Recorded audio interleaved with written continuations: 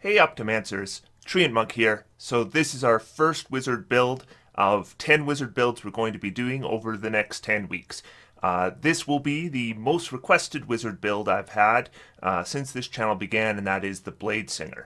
Now, if we wanted to make a Bladesinger that was really focused on melee, there would be good reason to multi-class this character. But what we're going to be doing is we're going to be making a bit of a mix. It's going to do a bit of melee, but without sacrificing spell casting. So we're not going to multi-class at all. It's going to be 20 levels of wizard, 20 levels Bladesinger. If you are an Adventure League player, I've had some requests to talk about how builds would be altered to make them Adventure League acceptable. So after this build is complete, we'll take a look. There's some spells I'm going to be using from Xanathar's, and of course, whenever you use a Bladesinger, of course you have to use the Sword Coast Adventures Guide. So we'll talk a little bit about what spells I'd take differently to get Xanathar's out of the mix. That would make this legal for Adventure League. So let's get started.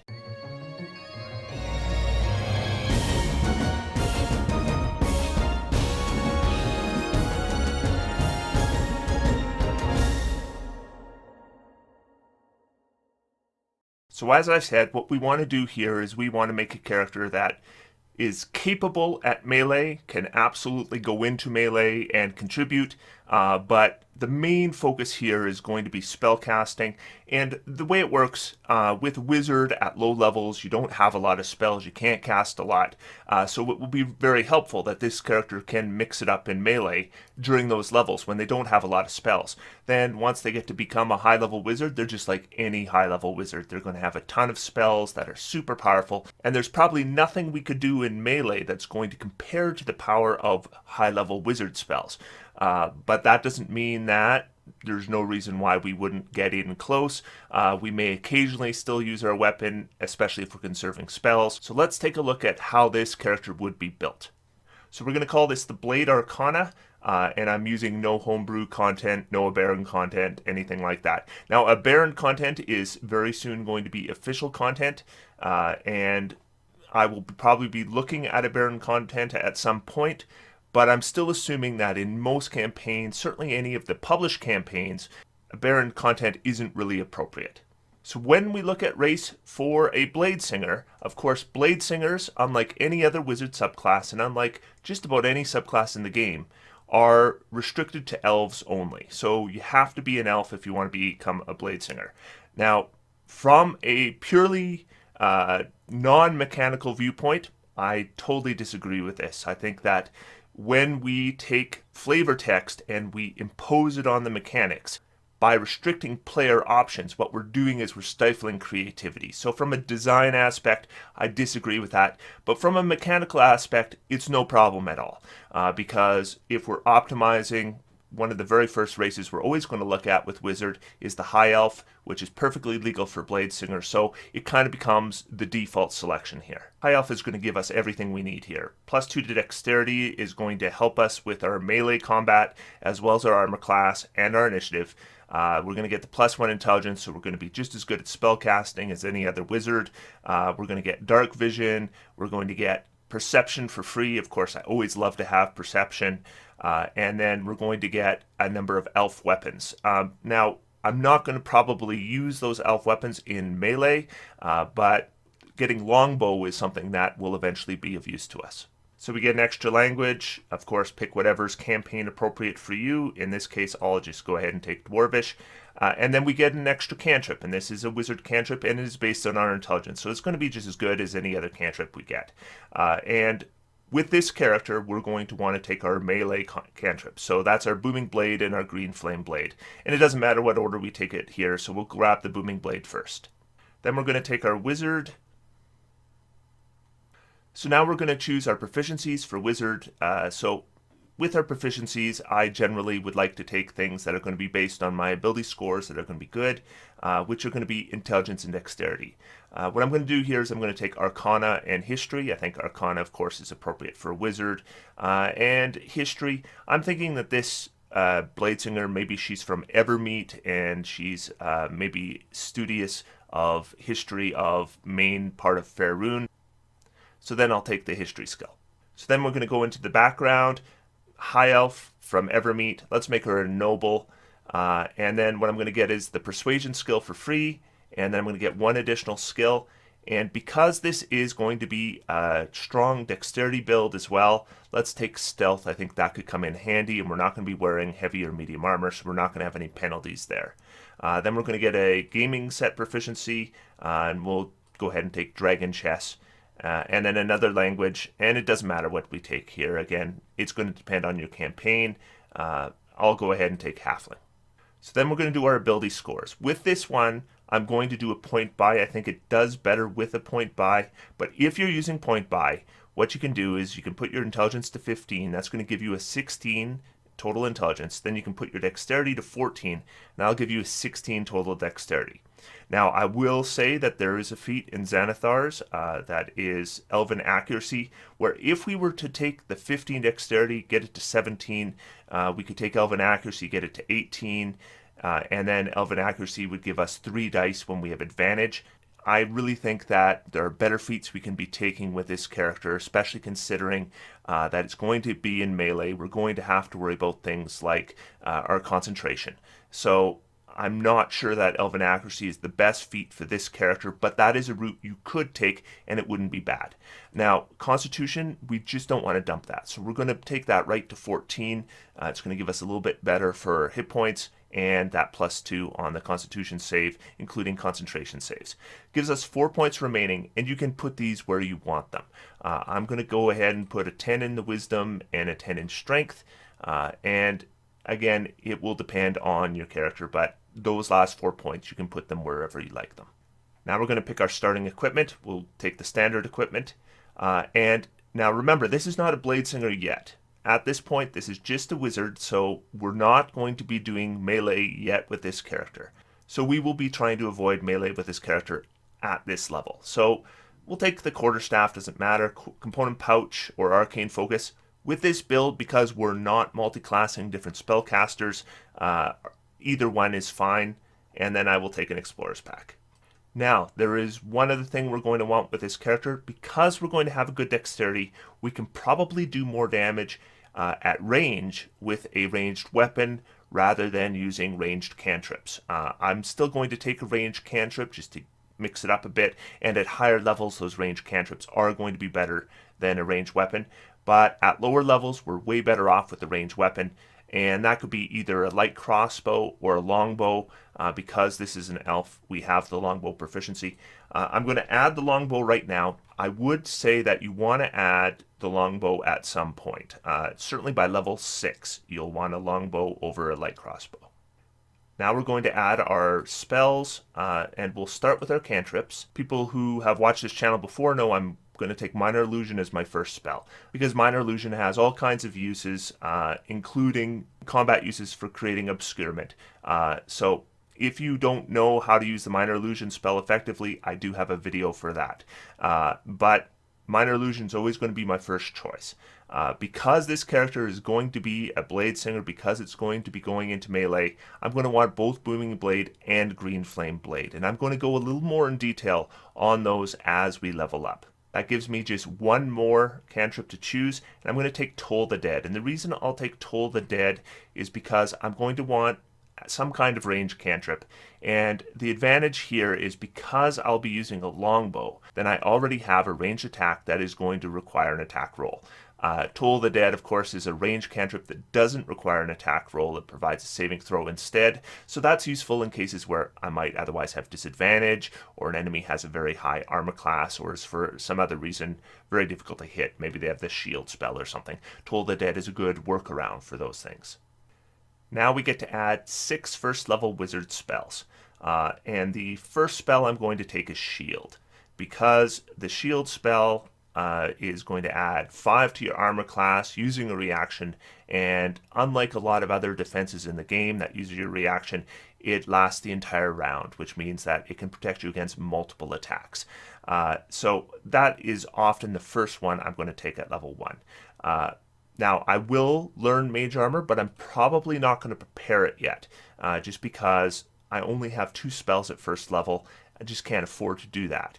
I'm going to grab Sleep, If you look at my low-level tactics video, you're going to see why I did that. I'm going to take absorb elements. Again, it's one of those things that I'm probably not going to prepare at first level, but I'm going to want it at some point.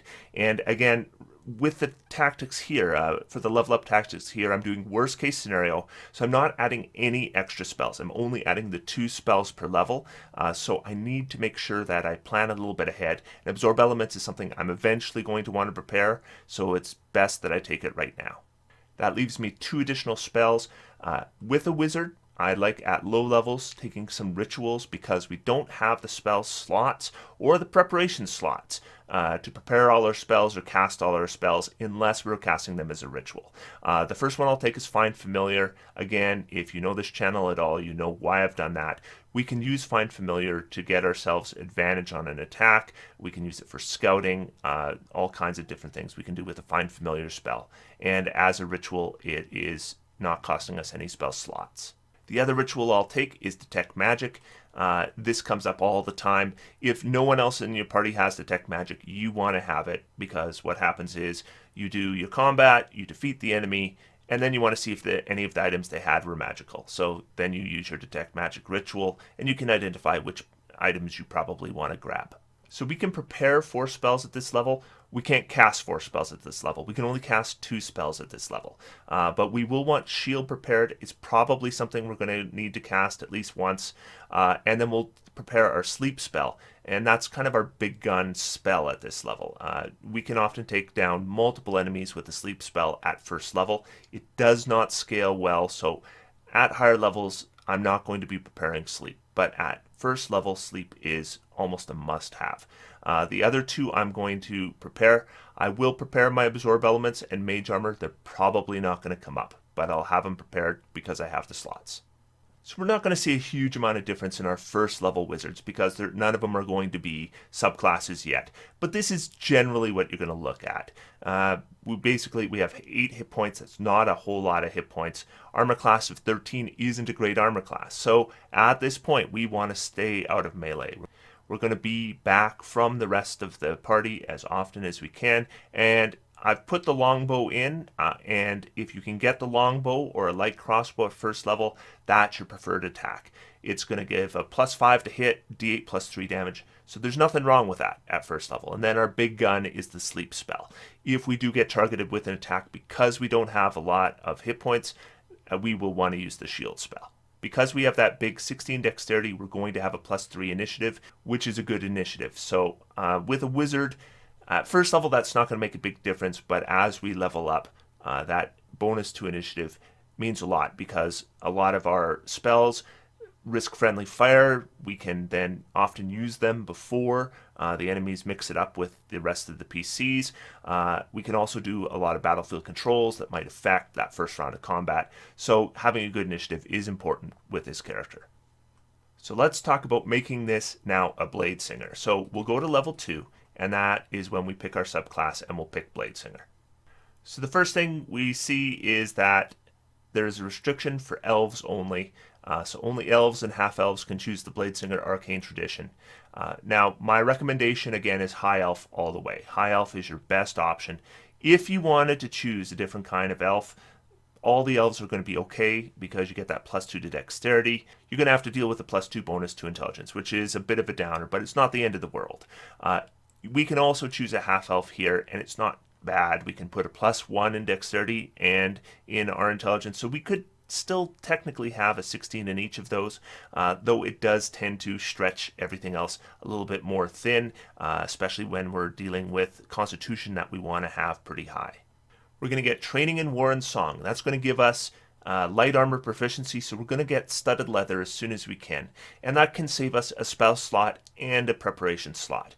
Now, Mage Armor does protect you better than Studded Leather. Studded Leather gives you +2, Mage Armor gives you +3. But remember that once we start getting magic armors, it is very conceivable that Studded Leather could give us a higher armor class than a Mage Armor spell.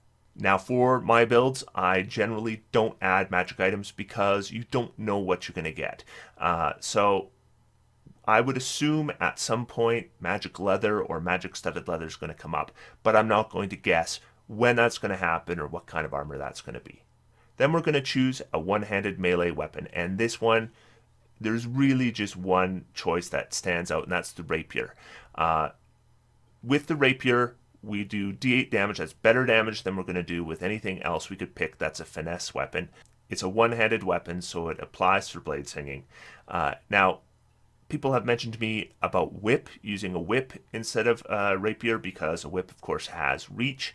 But remember that our booming blade and our green flame blade cantrip have a 5-foot range, and getting a reach weapon isn't going to increase the range of those spells. So unless you have a workaround, you're not going to be able to use your green flame blade or your booming blade with a whip when we're doing it at a 10-foot range. Somebody mentioned to me taking spell sniper in order to be able to use that, and that would work, but that is a feat, and that's pretty expensive. I don't think it's worth it. So this is the reason that people take Bladesinger. For Blade Song. So Blade Song, starting at 2nd level, you can invoke a secret elven magic called Blade Song, provided you aren't wearing medium armor or heavy armor or using a shield. It grants you supernatural speed, agility, and focus. So we can use a bonus action to start the Blade Song. So we're going to want to do that on the first round of combat, any combat where we're going to go into melee. Now, we don't always win initiative, so sometimes we're not going to have Blade Song active at the beginning of a combat, even when we get attacked. So winning initiative is really good with this character, so we can get the Blade Song up right away.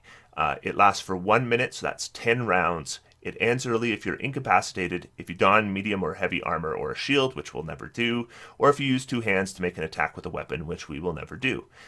You can also dismiss the Blade Song at any time you choose, no action required. I don't know why we would ever do that.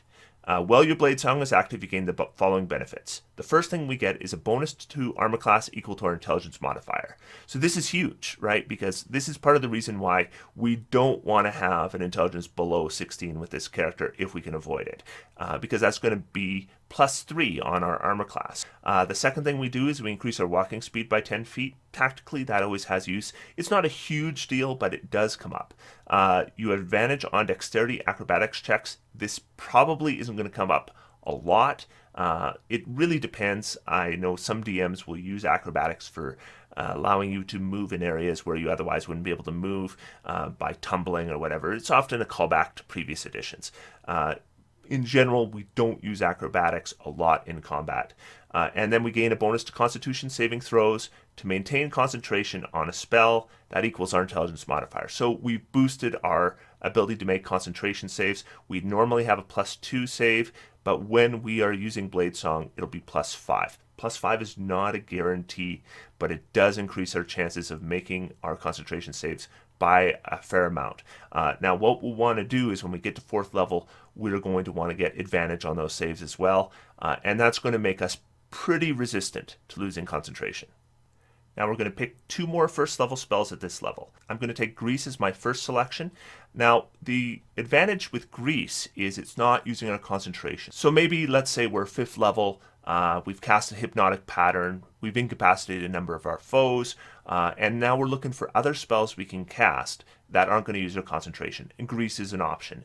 And by the chance of making enemies fall prone, we can then get advantage on attacks against them. Our allies can get advantage on attacks against them. With our other spell, I'm going to take another ritual. Again, we don't have a lot of spell slots, and at higher levels, we're not going to want to prepare a whole lot of 1st level spells. But there's a lot of good choices for rituals for wizards at 1st level. So we'll grab Comprehend Languages. That's something that comes up reasonably often. And now we have Detect Magic and Comprehend Languages and Find Familiar, all as ritual spells, so they're not going to require spell slots. We can prepare 1 more 1st level spell, so Grease is kind of the obvious option there. So with our inventory, this is the point. We're 2nd level. You definitely want to find yourself a rapier and hopefully some studded leather armor. Now, if you can't find the studded leather, that's not a big deal because we can use mage armor. And at this level, I might use mage armor, especially if I'm intending to go into melee a lot.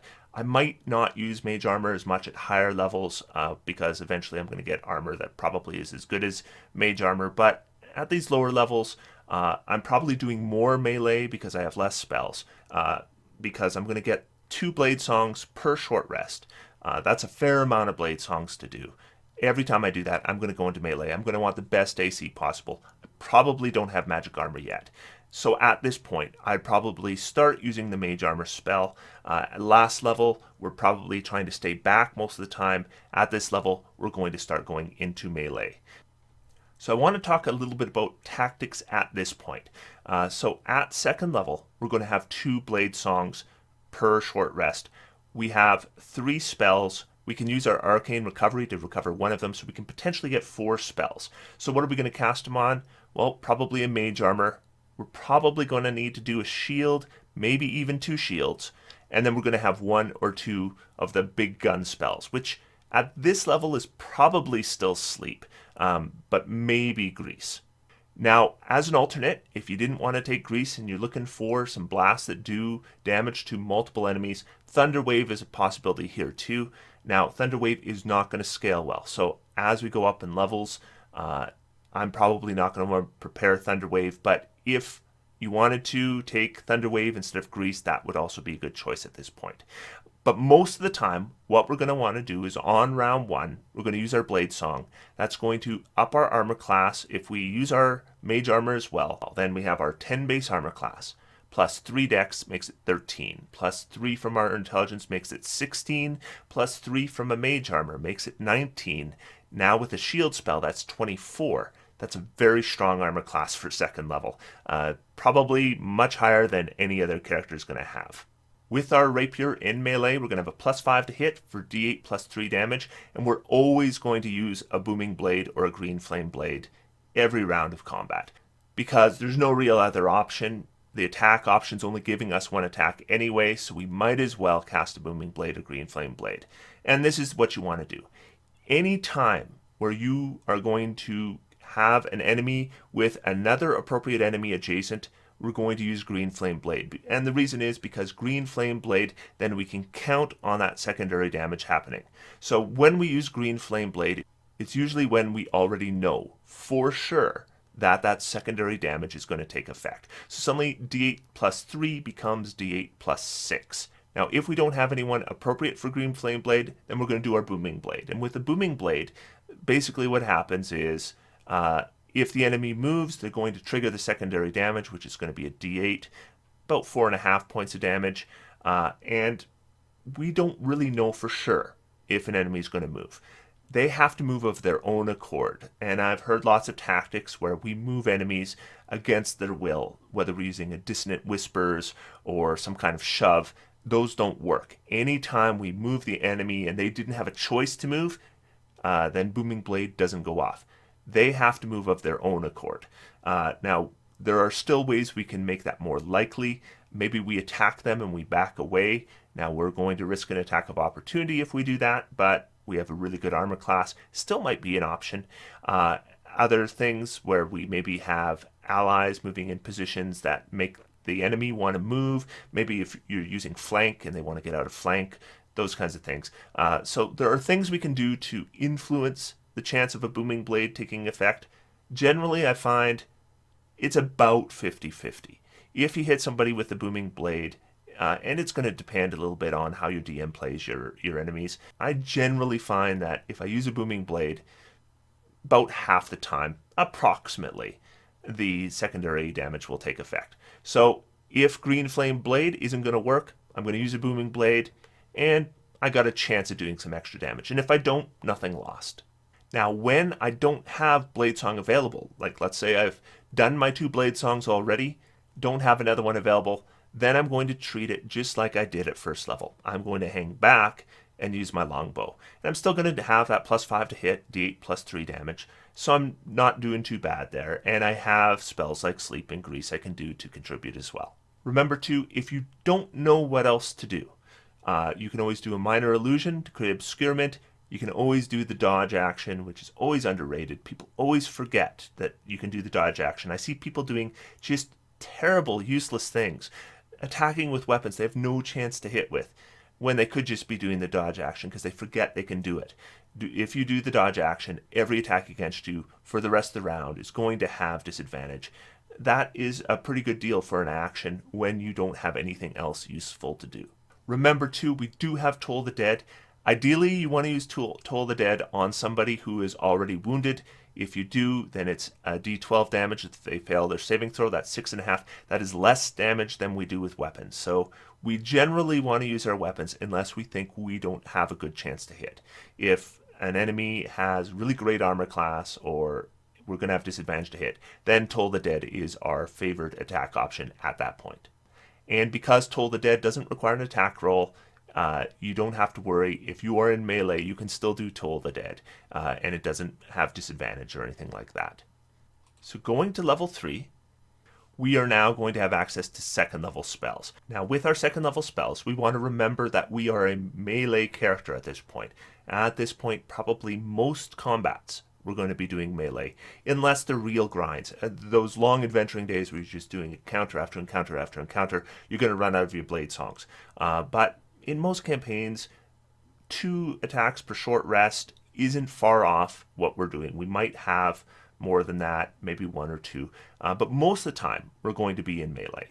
Because we're going to be in melee, that's going to influence our choices here a little bit for our spells. The first spell I'm going to take is Mirror Image. So Mirror Image is one of those spells I am going to want to keep prepared even at high levels, because when we cast Mirror Image before battle, and what we're going to do is we're going to turn 3 attacks on us into guaranteed misses. So every time a Mirror Image takes effect, then that attack will automatically miss. That's going to prevent concentration saves, it's going to prevent hit point loss. Now, it uses an action, so we don't always want to do it on the first round of combat. It is better if we can do it before combat begins, if we know combat's about to start. But if we are going in a tough combat, one where we think that we are in risk of taking significant damage, it still might be worth doing a Mirror Image on your first round, and it's not going to use your concentration. And then the second spell I'm going to take is a Flaming Sphere. And now with the Flaming Sphere, what we can do is we can combine this with our character's melee combat. So first round, we're going to activate our blade song, enter melee, probably start doing our booming blades and our green flame blades. Then on the second round, we can get a Flaming Sphere going, and then we can start using our bonus action to hit with the Flaming Sphere, and our regular action to cast our booming blade or green flame blade. So we're combining the damage from that. So what ends up happening is, although our main attack does less damage than we would expect maybe a fighter or paladin to be able to do, once we combine that with our Flaming Sphere, suddenly our damage is pretty comparable to other melee classes. The scaling isn't bad on Flaming Sphere either. We're adding a d6 damage per level, but that's d6 damage every round because we're hitting with it every round. So in a battle, let's say it's 5 rounds, we're adding 5d6 damage with 1 level. So it scales reasonably well. I'm not necessarily going to be casting it at higher levels just because 3rd level spells are so amazing, but it is an option. If you really want to focus more on melee in a combat, then if we scale Flaming Sphere, we can up our damage a fair amount. Now we're going to want to change our preparations a bit here. So at 3rd level, I'm probably not going to want to prepare sleep anymore because we're getting into the point where sleep isn't necessarily even taking down 1 enemy, never mind multiple enemies anymore. And that's going to free up 2 preparation slots so we can get both our Flaming Sphere and our Mirror Image prepared. And we do have 2 second level spells available at this level, so we could cast both of them. Remember that our Arcane Recovery is going to recover 2 levels of spells, so we could recover 2 first level spells, which is not a bad idea, but we also have the option of recovering a second level spell at this point. So at 3rd level, what we've done is we've actually improved our melee combat to the point where I'd put a 3rd level Bladesinger against a 3rd level fighter or 3rd level paladin in terms of combat capability for sure. We're probably going to have a similar armor class, but we'll be able to beat their armor class when we use a shield spell. Then if we use a Flaming Sphere, along with a booming blade or green flame blade. So let's say we use a booming blade because there's nobody applicable for a green flame blade. So that's d8 plus 3 damage from that. So that's 7.5 damage. Then 4.5 damage about half the time. So let's say another 2 points of damage on average. So that brings us to 9.5 damage. Then we've got our Flaming Sphere hitting for another 7 points of damage. They can save for half. Let's say that's 5.5 points of damage. We're talking about 15 points of damage around at 3rd level. That's really good damage, and it's repeatable round after round. Now, unlike a fighter, we have some abilities that are very limited here. We can only do a certain number of spells, and once those spells and those blade songs run out, then we don't want to go anywhere near melee. Then we're going to want to again hang back and use our longbow. Not a whole lot happens for us at 4th level, but we'll go to 4th level. The first thing that's going to happen is we're going to get an ability score increase. And instead of increasing the ability score, we're going to grab a feat. We're going to grab the Warcaster feat. This shouldn't be a big surprise. I think this is kind of far and away our best option at this point. We have that +5 saving throw for concentration. Remember, if we're not using Blade Song, it's only +2. And getting advantage on that saving throw is going to turn a risky proposition into a pretty safe bet. The other thing that happens is, should an enemy provoke an attack of opportunity from us, we can do a spell, which will often be a booming blade. So we hit them with a booming blade, and then their movement provokes that secondary damage. So booming blade works really well with Warcaster. The last thing that Warcaster does is it removes the somatic components of spells. If our hands are full with weapons or a weapon and a shield, we're never going to use a shield, but we could use 2 weapons. Or we could potentially have a weapon in one hand, and then we might have something like a staff or a wand in the other hand. And then Warcaster will allow us to still be able to cast our spells in those situations. Now, the one thing to be careful about is that if we want to use an offhand weapon, then our main hand weapon needs to be light as well. So we could go to, say, 2 short swords. But we could do that. The other thing to note is that we can't use Booming Blade or Green Flame Blade with 2-weapon fighting, because an offhand attack requires that you take the attack action on your turn, and Booming Blade and Green Flame Blade are not the attack action. You do those and you make an attack as part of the spell. It doesn't qualify for the bonus action to attack with your offhand. Other thing is, we have Flaming Spheres, and Flaming Sphere is going to be using up our bonus action. Blade Song is going to be using up our bonus action. So I just don't see a lot of point in putting a weapon in the other hand. But something like a staff or a wand that has spells that we might want to use, absolutely. I think our spell selections for this level are also really easy. The first one we'll take is Misty Step, because Misty Step is going to give us some maneuverability options in combat. Again, it's another bonus action, so it is conflicting with some other stuff, but if we need a Misty Step, we're not going to do that other stuff. And that Misty Step can move us into a place where we really want to go, or move us out of a place we really want to go. We can also potentially use it with a Booming Blade as a way of maybe encouraging that enemy to move after their turn. The other obvious choice for me is Web, because we don't have a real big gun spell at this point, because we're not preparing Sleep anymore. Sleep's not that effective anymore. Grease is moderate in terms of its power level. Web is a lot more powerful. Now, it's using up our concentration, so we're not going to do it at the same time as the Flaming Sphere. It's one or the other. But if we want to affect mass amount of enemies, Web is a great option. Really strong second level spell. I talked about it also in my low level tactics video. Very strong spell for us to have. We're definitely going to want to prepare it, and it just gives us an option. So we already have a lot of ways we can attack a single enemy. This gives us a way now that we can affect many enemies and control the battlefield. So with our preparations, what I'm going to do is I'm going to not prepare mage armor at this point. I don't know whether I have magic armor or not, but you can use studded leather and you'll be fine. Mage armor, there's good reason why you might want to keep it at this point. But what I'll do is I'll take Web and Misty Step as my prepared spells, and that gives me those maneuverability as well as the ability to control the battlefield. And that allows us to really start to feel now like a wizard as well as just a melee character or a Gish. But if you wanted to keep mage armor because maybe you don't have good armor, then I would probably dump Misty Step, not Web. At higher levels, Misty Step is a must-have, but at this level, I would go with Web instead. Tactically, however, very little changes for us at 4th level. We're basically doing the same things we were doing at 3rd level with the additional option of Web. So now let's move to our big level. Level 5 is always a big level for a wizard. This is no exception.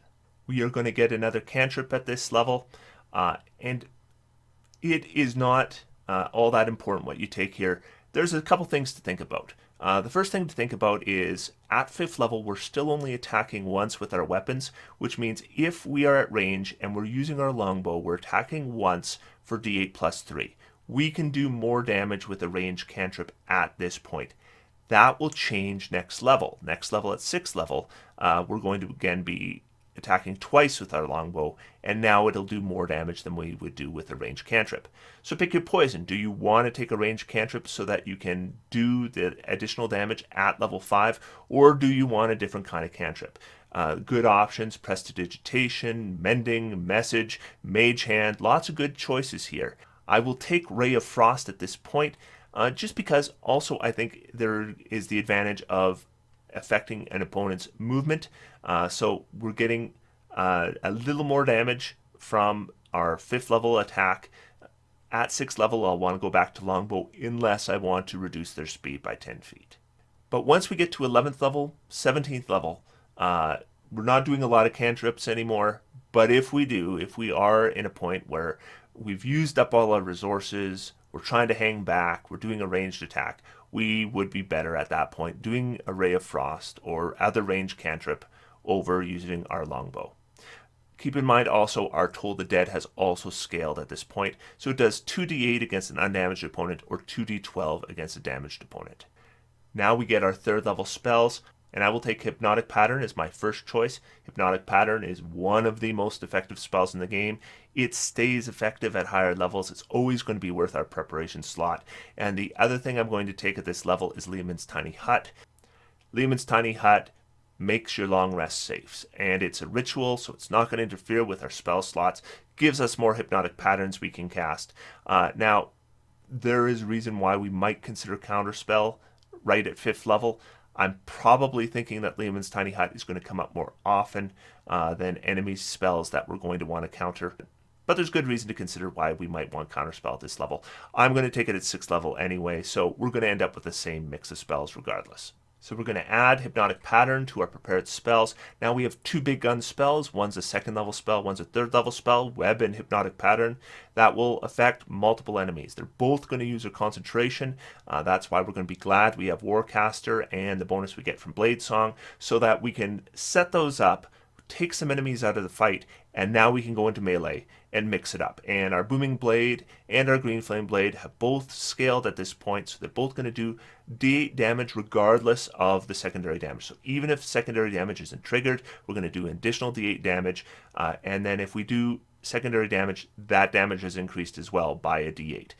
If we can get that Green Flame Blade going, it's always the first option. Always do Green Flame Blade first, if it's applicable. And if it's not, then you do Booming Blade, and then you might get that secondary damage.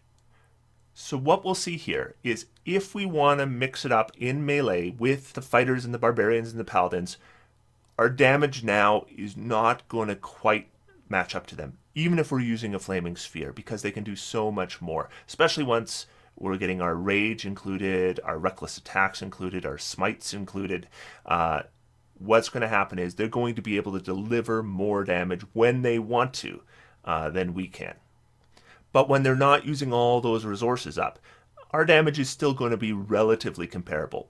But the big advantage of being us is we're going to have Hypnotic Pattern and Web as big gun spells that are going to really affect the battlefield, and then we can go into melee and still feel like we're effective in melee too. This is kind of a lovely place to be with a Bladesinger. Now we're just going to go up 1 level here to level 6 because there's something we need to talk about in regards to tactics here. So with our 3rd level spells, we're going to get 2 additional selections. So we will take Counterspell at this point. And then for our 2nd spell, we're going to take Slow. And the reason we're going to take Slow is when we do get mixed up in melee and there's all the enemies and the allies all mixed together, then spells like Hypnotic Pattern and Web don't work very well. But if we want to affect multiple enemies, Slow is a great way to take a lot of them and apply a reasonably effective debuff. Now, I'm not going to necessarily worry about maintaining a Slow against one opponent. We need to be hitting multiple opponents, and they do get a saving throw every round. So if we do get to the point where maybe only one enemy is affected by it, I would probably drop my concentration at that point and then look at doing either another Slow or maybe something like a Flaming Sphere. So with our preparations, we're going to want to have our counterspell prepared. We never know when that's going to come up. And I'm going to unprepare web at this point, and I'm going to prepare slow instead, because now I've got slow and hypnotic pattern as my big gun spells. Hypnotic pattern's always better if I can hit several enemies with it, but if we get mixed up and friendly fire is a problem, then slow is perfect for that situation. Now, anyone out there who's thinking about maybe haste, because they could cast haste on themselves and get an additional attack, I just want to let you know that you're not going to see the damage from haste that you would even see with the flaming sphere. So there's really not a lot of reason, in my opinion, for us to take or prepare a haste spell. But the reason we need to talk about tactics at level 6 is because we now have extra attack. So with a 6th level Bladesinger, we can now attack twice with our weapons. Now, if we're at range and we have our longbow, that's easy. Then we're going to attack twice with our longbow. But if we are at melee range, do we attack twice with our rapier or once with the booming blade or green flame blade? So I crunched some numbers, but I'm just going to give you what the results were. Basically speaking, at level 6, if we have a 16 dexterity like we have now, and if we assume that booming blade is going to trigger the secondary damage about half the time, then we would expect our booming blade to do between 10 and 11 points of damage. Green flame blade, if we know that secondary damage is going to trigger, is going to do 13 points of damage. 2 attacks, between 9 and 10 points of damage. So generally, booming blade and green flame blade would be better. The reason why this isn't always the case is because sometimes we have magical items, and sometimes our weapons are better than just a regular rapier. So if we have a +1 weapon, the booming blade damage goes to close to 12, green flame blade close to 15, 2 attacks ends up being close to 11. So still our booming blade is the better option, and a green flame blade again is way better option if the secondary damage is going to occur even with a +1 weapon. But if for some reason we have a weapon that's going to do a bonus damage of 2 or more, so maybe we got something like a flaming rapier or something, if we expect the bonus damage on that rapier to be 2 or more, attack twice instead of a booming blade, then we're going to find that those attacks with the rapier, that additional damage we're adding on, is actually doing more damage than the booming blade damage. Green flame blade, however, is still going to be the better option when it's applicable. In order for our main weapon attack to be better than a green flame blade when the secondary damage is applicable, we need to have an additional damage on that weapon of 5 or higher. Again, a flaming rapier would do 7 additional damage, so it would always be worth attacking twice with that weapon. But for most of us, unless you have some kind of special weapon, you're better off with the green flame blade when it's applicable, and if not, then our booming blade is usually going to be better than our melee weapon. Once we get to level 11, definitely. So what ends up happening is we get a secondary attack, and we're not necessarily going to want to use it a lot. But that doesn't mean we never use it. We would use it if we get a weapon that does a lot of additional damage, or we have an enemy that's immune or resistant to the damage we're going to be doing with green flame blade or booming blade, or we're not sure if they're resistant to those damages and we just want to be safe, then the second attack is usually a good choice. Or if we're attacking from range, then we're going to want to attack twice with our longbow. That's going to do more than a ranged cantrip at this level. So do we attack twice or once? Depends. But most of the time, I would say attack once with the booming blade or the green flame blade. So let's go to level 7, and now we'll talk about our 4th level spells. We can choose 2 4th level spells at this level, but we're only going to be able to prepare one, and we're only going to be able to cast one, because this is the first level where you only get one of the new spell levels. So we're only going to have one 4th level spell to cast at 7th level, but the 2 spells I'm going to take are Fire Shield and Polymorph. So at level 7 is always when you want to take Polymorph, because that's when you get the biggest bang for this. Polymorph is one of those spells that comes in like gangbusters at 7th level. It changes the game. You turn somebody into a giant ape, as a 7th level character, and they're tougher as a giant ape. They have way more hit points, do way more damage, and they're not taking any damage to their character. It can also be done on somebody who's almost down, so they're down to just a couple hit points, they're about to go down. You can't heal them enough damage in one round that they can't prevent them going down, but if you cast Polymorph on them, suddenly they have over 100 hit points. So it's really, really powerful at this level. Of course, we can use it offensively as well. I would never use it offensively with this character because we have no real way of influencing an enemy's saving throw. So unless some other character has a way to influence an enemy saving throw, generally Polymorph is a buff. We're going to cast it on an ally, usually not ourselves, because we don't want to have to worry about the concentration saves. We can't use Warcaster when we're Polymorph because our own abilities don't transfer over. So I would never use it on myself, or very, very rarely. I would be using it on an ally as a big buff. At higher levels, I'm not going to worry about preparing Polymorph. But at 7th level, this is absolutely the spell you want. Now, why Fire Shield? Well, Fire Shield is a good spell for a character that is going to be in melee. We are a character that is often in melee, so Fire Shield's really good for us. Number one, we're going to get a resistance to a damage type, either cold or fire, our choice, and it doesn't use our concentration, and it's not using up our reaction. So we can use this instead of absorb elements a lot of the time as a way to prevent damage, especially if we know what kind of damage we're going to be taking. It doesn't use a concentration. That makes it better than something like a protection from elements. The final reason why we would want a Fire Shield with a melee character is when we are hit with a melee attack, that attacker takes damage, 2d8 damage of the appropriate type of damage. So what it is it's just another way to do some damage to enemies, save some damage from ourselves. Doesn't use our concentration. I don't know if I would use my 4th level slot for Fire Shield at 7th level. I would probably want that 4th level slot for Polymorph, but Fire Shield is something we are definitely going to want as this character goes up in level. But when it comes to preparations, there's no question. We want to prepare Polymorph at this level.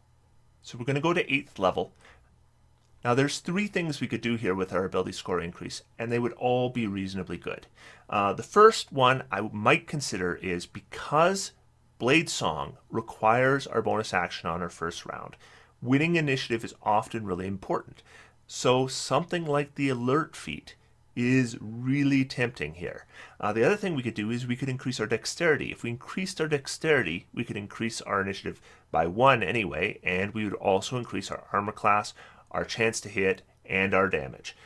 Or we could increase our intelligence because, remember, we're not just getting increased to DC and our chance to hit with spells, but we're also getting an improvement to our concentration saves and our armor class on any time we have a Blade Song active. So intelligence provides a lot for this character. So it is a tough choice. Now, ultimately, as a wizard, as we level up, I've got to think that the intelligence is going to provide the most here. So we're going to take the intelligence increase, and again, it's going to increase our spell DCs. It's going to increase our chance to hit with ranged cantrips. That's not a big deal. It's going to improve our armor class when we're Blade Song. It's going to increase our concentration saves with Blade Song. It also will increase our preparations by 1. And preparations are tight at this level, so that is also a big boon here. So I'm going to grab 2 more 4th level spells at this point. I'm going to take Watery Sphere. This is a really nice battlefield control spell. I talked about this in my mid-level Wizard Tactics video. And the other one I'm going to take is Improved Invisibility, or Greater Invisibility. Improved Invisibility is, of course, from previous editions. Greater Invisibility. And what Greater Invisibility will do is it's going to give disadvantage for us to be attacked and advantage for us to attack. So when we're doing melee, Greater Invisibility is just a way that we can improve our defenses and improve our offense at the same time. It does use our concentration, so it does prevent us doing some other things. But if we wanted to go into a dangerous melee, Greater Invisibility is a reasonably good buff option for us. So because we boosted our intelligence, we get 2 additional preparations. So now we can take our Fire Shield, and we have to choose between Greater Invisibility and Watery Sphere. And either one can be a reasonably good option. I will take Watery Sphere with this one. but I could totally see doing Greater Invisibility. It really depends on whether you expect to be doing more spell casting or more melee. And at this level, it could be either. We can kind of just by selecting the right spells, push it in one direction or another. Now, I haven't ignored melee. We've got Fire Shield, which is good for melee. We've got Absorb Elements, which can be good for melee. We've got our Shield spell, important for melee. We've got Mirror Image. We've got our Booming Blade, our Green Flame Blade. We've got our Flaming Sphere, which of course we can scale if we wanted to. So we have lots of things for melee with this character with the preparations as I've set them. So if I wanted to take this character in melee at this level, I would still be reasonably effective. But I do have lots of other options now. Watery Sphere, Hypnotic Pattern, Slow. These create a lot of great battlefield control options for me. And Polymorph at level 8 is still huge. So I think I'm going to want to start jumping 2 levels at a time here. So we're going to go to level 10. So we get a Bladesinger ability here called Song of Defense. Now, one thing I find with Bladesingers is until we get into the higher levels, most of our abilities are defensive. We're getting bonuses to armor class and concentration saves, and now we get Song of Defense. Not a lot adding to our offense. We got extra attack, but that's not even necessarily better than Green Flame Blade or Booming Blade. It's better in some situations, but Booming Blade and Green Flame Blade are similar in power level, which we had already. So we're not seeing a lot of offensive boost here, and that's something to think about once we start getting to 10th level. We're going to find that the damage we're doing in melee at this point is just not comparing to what we're going to get from other martial classes. Defensively, we're just as good, but if we're hitting with that rapier, with our Booming Blade or Green Flame Blade, it's not going to be doing nearly as much damage as we would expect a martial character to do by this point. Fortunately, we have lots of spells that can give us other things to do. And I don't want to suggest that that doesn't mean you don't go into melee. This is a melee character, and sometimes you don't have a spell to cast, so then you're going to hit with your rapier. And just expect that if the damage, you notice it's not scaling at the same rate as the paladins, as the fighters, as the barbarians, that's just the way it is. Your damage is not scaling at the same rate, but because you have all these other things to do, maybe that's not such a big deal. So what Song of Defense does is we can use our spell slots to reduce damage. This can only be done when we have our Blade Song active. Now it uses up your reaction, and then what you do is you expend a spell slot and you reduce the damage by 5 points per level of the spell. Now my main problem with this is the use of the reaction, because usually when I get attacked and I'm playing a Bladesinger and I'm in melee or whatever, being attacked by an enemy, my first gut reaction is to cast Shield. Or if I'm being attacked with some kind of elemental damage, the first reaction would be to cast Absorb Elements. If I do either of those things, I can't use this. In order to use Song of Defense, I have to have my reaction available. And so that creates some conflict here, because most of the time I'm going to have already used up my reaction on some other kind of defense. Not always, though. If I'm hit with a fireball and I've already got a fire shield up, I'm not using my reaction for anything. So could I use a Song of Defense at that point? Absolutely. And it would be a lot cheaper. Let's say, for example, we're hit with a fireball. So the fireball, let's say it does 30 points of damage. We roll our saving throw. We miss our saving throw. We had a fire shield up, though, so it's down to 15 damage. Then what I could do is I could spend a 3rd level slot and reduce that damage to 0. And that would mean no concentration save. The other option, I guess, is to not do the Absorb Elements or the Shield spell if we're thinking we're just going to be facing a single attack. If we're going to face multiple attacks, then we definitely want to do the Absorb Elements or the Shield, because it's going to affect more than one attack. But Song of Defense is only going to affect a single attack. But if we know we're only facing a single attack, another option you could do is not do the Shield or Absorb Elements and just spend the additional spell slots and potentially absorb all the damage. I generally would not recommend that. Absorb Elements and Shield are great spells. I would use them when you can. And then if for some reason you didn't use them, you have your reaction available, because, again, maybe it's a kind of attack that they're not going to protect you against. Then, and only then, would I consider Song of Defense. I might use it against something like, let's say you're hit with a Toll of the Dead. You can't use your Absorb Elements on that. You can't use your Shield on that. you could use Song of Defense on that. So it just layers one more level of defense, but it's often not going to combine with other defenses we already have. So we get another cantrip at this level. And what I'm going to do here is I am going to take Firebolt. Firebolt is going to be the most damage I can do with the cantrip once we get to level 11.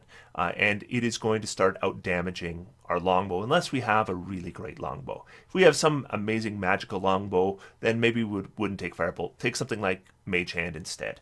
But assuming that we're not really a primary archer character, maybe somebody else in the party is, when you get the good magical longbow, it's probably going to them. So we are going to probably have a regular longbow, maybe a +1 longbow. A firebolt will be doing more damage for us once we get to 11th level. And I should mention, we shouldn't be using cantrips very much at this point, except our Booming Blade and Green Flame Blade.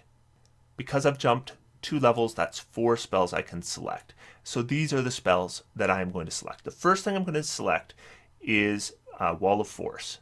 So I talked a lot about Wall of Force. Look at my 5th level spell video, and I talk about it. Look at my mid-level tactic video. I talk about it. The reason I talk about it, it's an iconic spell. It's a wizard-only spell. It doesn't provide a saving throw. Can win you a fight. The second one I'm going to take is Rary's Telepathic Bond. And the reason I'm going to take that is it's a ritual. It's a reasonably good ritual. I don't have a ton of 5th level slots. I'm going to have a ton of great 5th level spells.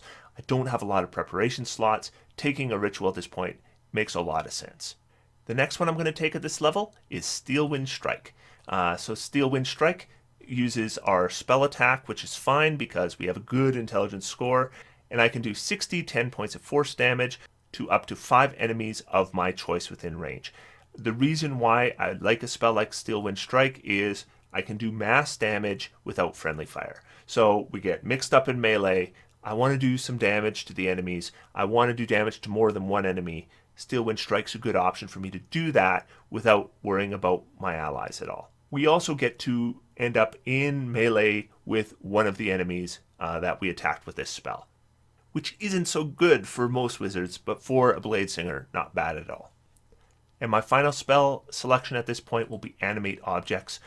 So again, this is going to kind of take the place of Flaming Sphere. In fact, I am going to not prepare Flaming Sphere anymore at this point, because if I want to do damage in combat, this is what I want to do. I'm going to go into melee, I am going to cast Animate Objects, hit with those Animate Objects, and then a Booming Blade, a Green Flame Blade.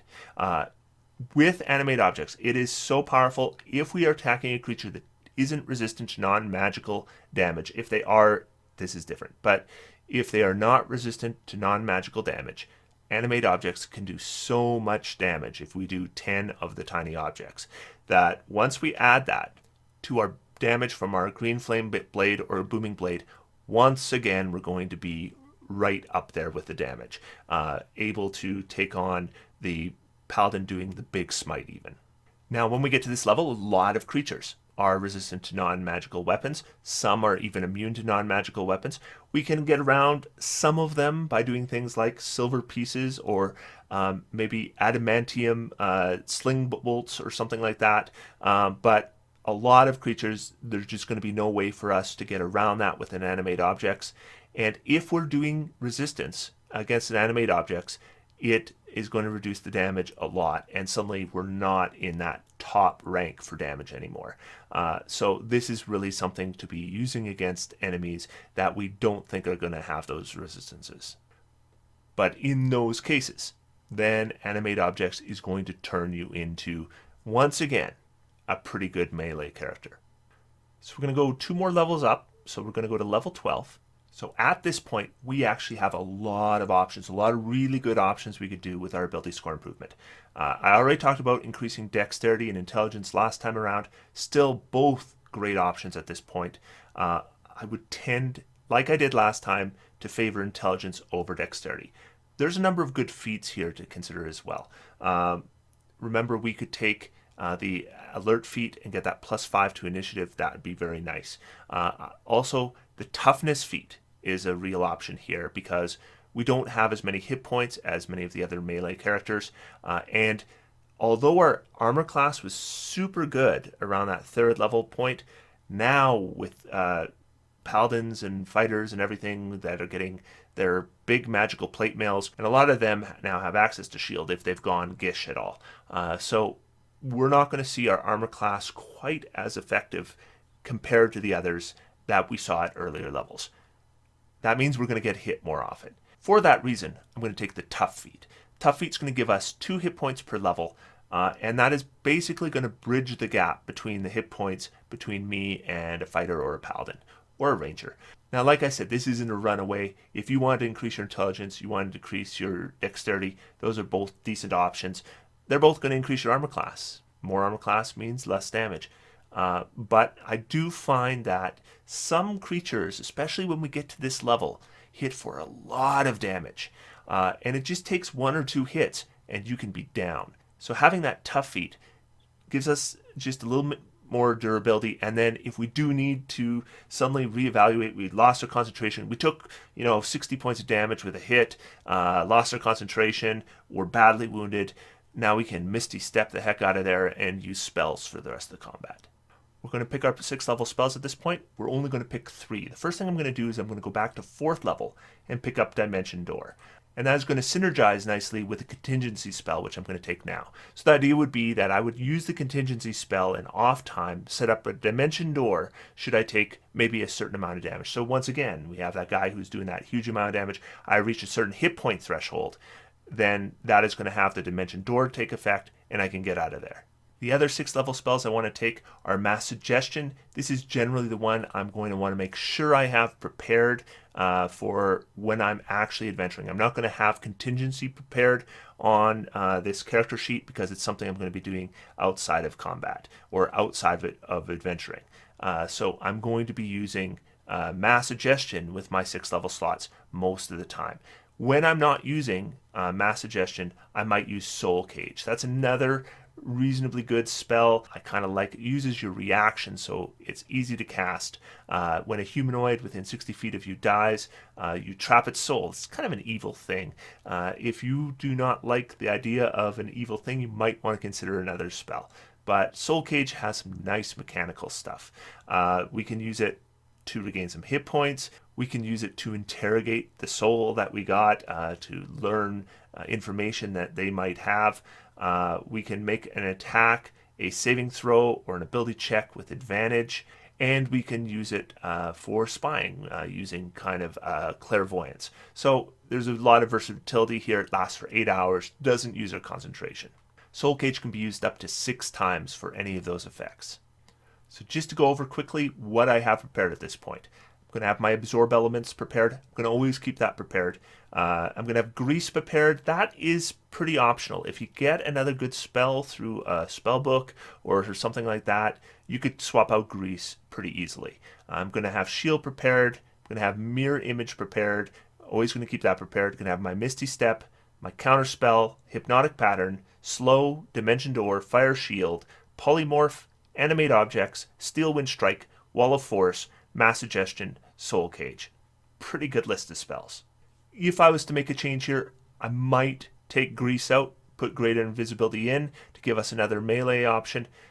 But honestly, with melee, I think that Animate Objects is probably going to be doing more damage than Greater Invisibility.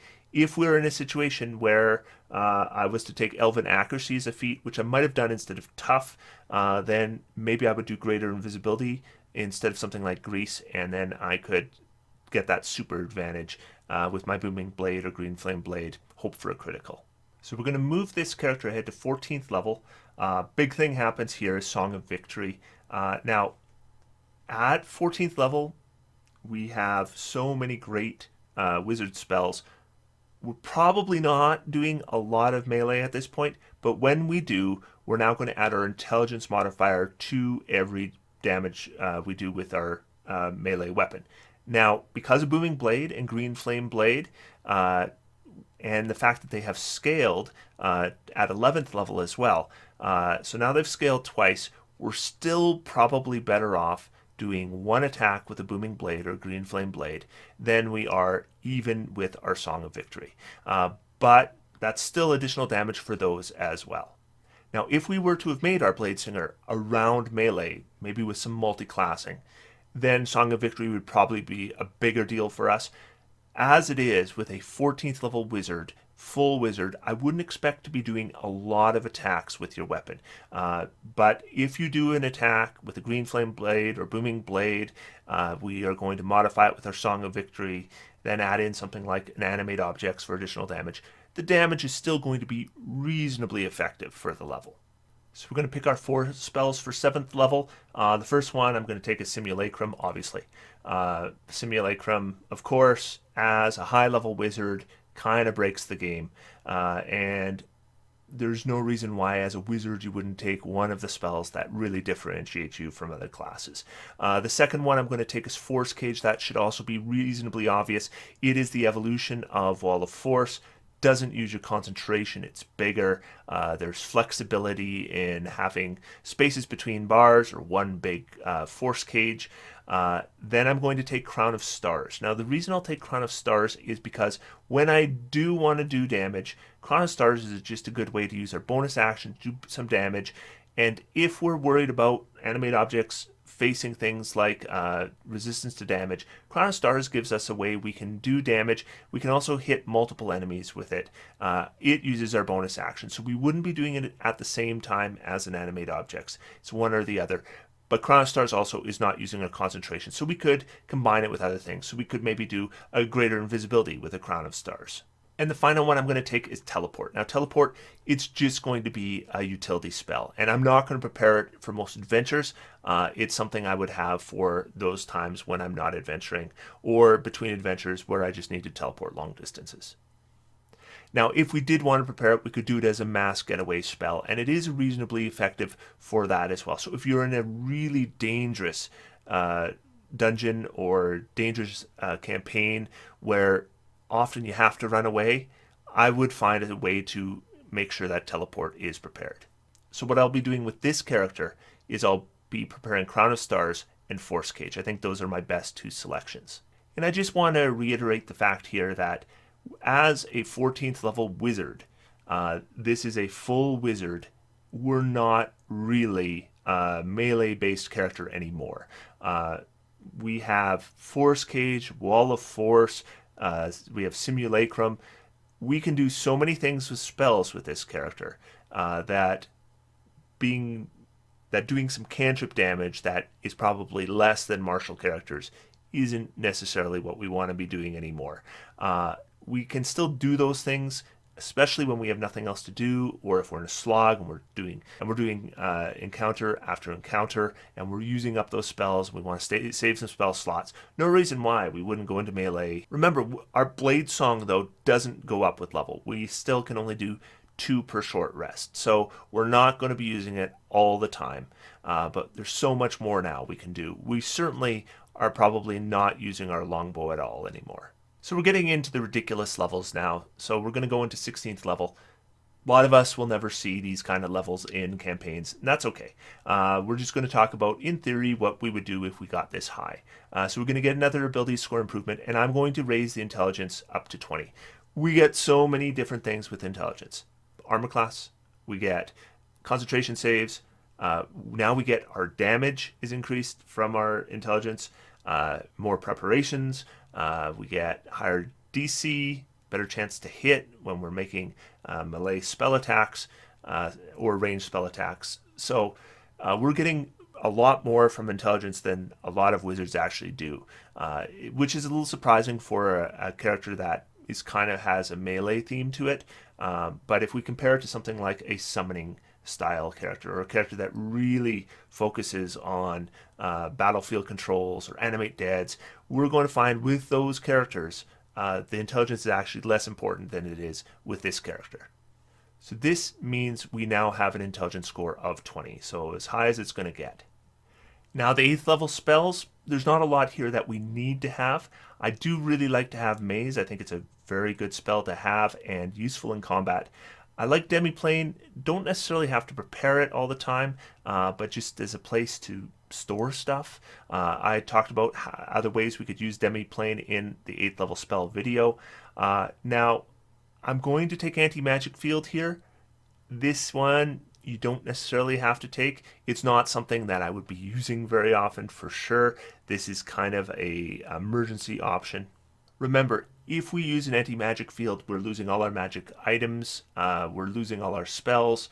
Now we have 2 attacks around, and we have tough, but we're still nothing compared to a character that isn't a wizard. Now the last spell I'm going to take is Mind Blank. Now, I don't know how often I'm going to have the spell slot available to do both a maze and a Mind Blank. It's going to be one or the other. And Mind Blank is one of those ones you would do at the beginning of the day. So if you're going to be casting Mind Blank, there's no point in preparing maze. Well, if you want to use a maze, there's no point in preparing Mind Blank. So I'd only prepare one or the other, depending on what kind of adventure I'm expecting to go in. But if you wanted to, you could just take one of them and then you could go back and you could take a ritual. Maybe take water breathing. That's a ritual that we just didn't get a chance to take. Now, in a campaign that isn't worst case scenario, maybe you've gotten water breathing already, then there's no point in going back and taking something like that. But for me, I would probably go with the maze and the Mind Blank, and then depending on what kind of things I might expect, I would pick one or the other. In general, if I didn't know, if I had no idea what I was going into, I would take maze first. So the changes to my spell preparations aren't overly severe between these 2 levels. I've added teleport because I increased my intelligence, so I had an additional preparation slot, and teleport, like I said, good getaway spell. Anti-magic field is my nuclear option, and then I'm going to do maze over Mind Blank, but it may be one or the other. Now, again, with anti-magic field or maze, you're picking one or the other. But anti-magic field is something I would never plan on casting. So let's become an archmage. So we're going to go to 18th level, get our 9th level spells. First thing, we're going to get Spell Mastery. This comes up at 18th level, and we can choose a 1st level wizard spell and a 2nd level wizard spell, and we can cast them at their lowest level without expending a spell slot as long as we have them prepared. Now, it's important to note we can change these up. So if we might find that we're not using the shield spell, we could switch it to absorb elements or something like that.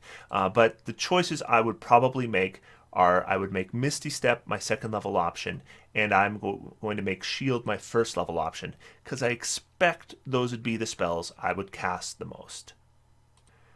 So what we're going to get is 4 additional spell choices here. I am going to go ahead and take 4 9th level spells. We could go back through and we could find some ritual spells. Again, I don't know what we're going to find in terms of spell books and that kind of thing. But I'm going to take 4 9th level spells because you don't get to pick 9th level spells that often. And the spells I'm going to take, number 1, I'm going to take Wish. I just can't avoid taking Wish. It's so good. I'm also going to take Foresight. I think Foresight as a self buff with this character might be a good thing to do. I'm also going to add True Polymorph. This isn't necessarily something I'm going to have prepared all the time, but you can use it outside of combat to great effect. And then the final one I'm going to take is Prismatic Wall, and that would give me the ultimate battlefield control spell. In terms of preparation, I'm going to do Wish and Foresight. I just think Foresight is something that you could cast at the beginning of adventuring and it would last all the way through. Might cast it on myself. I might cast it on somebody else too. Especially somebody, if you got a crit fisher in your group, Foresight will give them that advantage on every attack. And then Wish is just so versatile. Now I might switch that up. Prismatic Wall, also really good. I might take that instead of Foresight, and then that gives me that Prismatic Wall if I need it, and if I don't need it, then I could have a Wish at the end of the day. There's different ways we might play this depending on the campaign.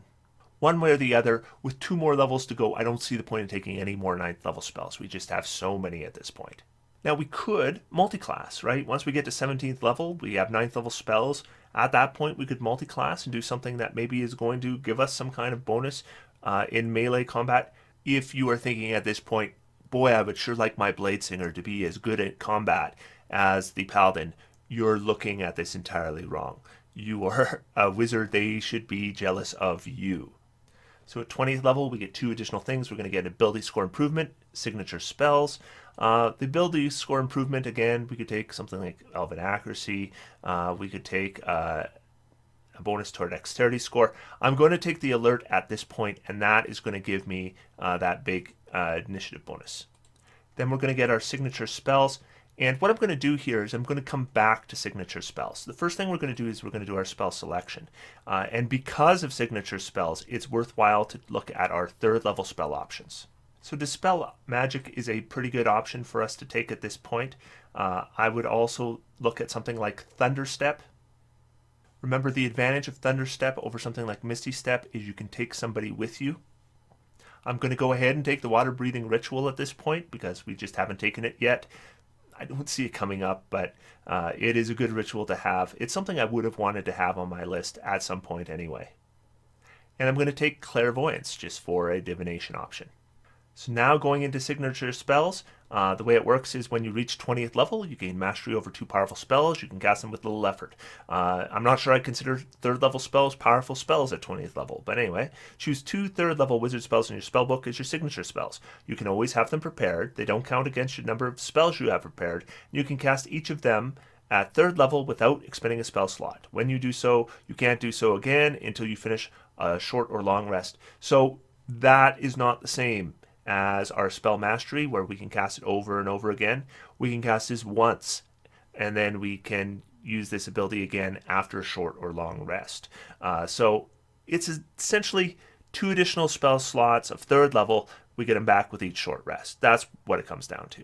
So the first one I'm going to take here is Dispel Magic, because it's something that isn't going to come up often, but it comes up once in a while, and it's just nice to have it prepared. And the other one I'm going to take is Thunderstep, specifically for the ability to take somebody with me when I do teleport.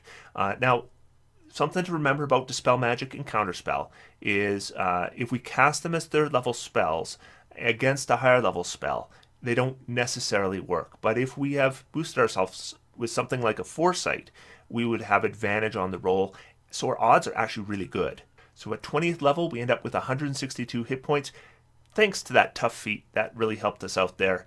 Our armor class is not going to look as amazing as it did at low levels. With the Bladesinger, you're going to find that once you get Blade Song at second level, your armor class is suddenly going to look really good. It just doesn't increase at the same rate that we're going to see some other classes are able to do. So once we get to those high levels, we're not going to see the armor class as great. But we're a 20th level wizard, which means we have 20 levels of wizard casting, which means that although we ended up less effective in melee at higher levels, we replaced it with being an archmage, which is really a fighter's dream. Think about Bladesinger this way. We're taking a Gish, and then at higher levels, we're moving it into full caster. Now again, if you wanted to make a better melee character, you could with a Bladesinger. Arcane Trickster's kind of an obvious choice for me because Sneak Attack kind of works well with Booming Blade or Green Flame Blade, and then we can combine those things and do some more damage in addition to having additional skills.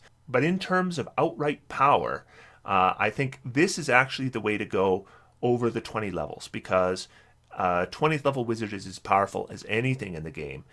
We never gave up spellcasting with this character. It was as good a spellcaster as anyone else is going to be in your group all the way through. It just so happened we happened to be pretty good at melee from levels 2 through, I don't know, level 8 or 9, and at that point starts to trail off, but at that point the spellcasting is so good that we probably wouldn't even notice. So that's the Bladesinger. Next week we're going to talk about the Diviner and do our Augur build. But before we sign off, let's talk a little bit about Adventure League. So if you were playing Adventure League and you wanted to play a Bladesinger, how would we make this different? Well, the first thing, we didn't take any Xanathar's feats or anything like that. So in terms of the build, it's not much different. Only thing that's going to be different is spell selection. So when it comes to spell selection, anything that comes from Xanathar's, we have to pick something else instead. So going through our spell list, Firebolt's fine, Green Flame Blade is fine, Minor Illusion is fine, Ray of Frost is fine, Toll the Dead we cannot take. Toll the Dead comes from Xanathar's. So what we would do instead is we would take another spell that requires a saving throw but not a hit roll. The first one that comes to mind is Acid Splash. If you really wanted to focus on damage, you could do Poison Spray, but you're doing poison damage. Remember, a lot of things are immune to poison damage, and you don't have great range with that. The next thing to think about is Absorb Elements, because we can't take Absorb Elements either. Do you want to have protection from elements? I would probably consider doing protection from elements instead of absorb elements. Although we have fire shield, a lot of things do damage that isn't fire or cold, and protection from elements, at least if you know you're going against it, can still come into effect. Now, also keep in mind, because we don't have absorb elements, that actually makes our Song of Defense a little bit better, because it's more likely to come up on times when we're taking elemental damage, because we don't have absorb elements to cast. Grease is fine, Shield is fine, Mirror Image is fine, Misty Step is fine, Counterspell, Dispel Magic, Hypnotic Pattern, Slow. Thunderstep we cannot take. Now, Thunderstep was a 20th level option for us, so that's not a big deal. Go ahead and just pick another 3rd level spell. You know what they are. Just pick one. Fear. It doesn't matter. 20th level, we don't really care. Dimension Door is fine, and because we have Dimension Door, Thunderstep also hurts a little less. Fire Shield is fine, Polymorph is fine, Animate Objects is fine. Steel Wind Strike we cannot take, so instead of Steel Wind Strike, we're going to take another 5th level spell. Now there's not going to be another appropriate level spell that does this kind of thing, but if you've watched my 5th level spell videos, you're going to know there's lots of good Player's Handbook options. Bigby's Hand comes to mind, Wall of Stone comes to mind, Telekinesis comes to mind, so we have some options here. Now, there's a bit of a concentration conflict between Wall of Force and then doing those spells, because they're going to require concentration as well. So you're picking one or the other. You're just not going to have a blast spell for this level. I guess you could take Fireball if you just want to blast. Wall of Force is going to be fine. Mass Suggestion is going to be fine. You're going to have to choose something else instead of Soul Cage. I might do a Globe of Invulnerability or maybe a True Seeing instead. I think those would both be decent options. 7th level, we are going to have to switch out Crown of Stars.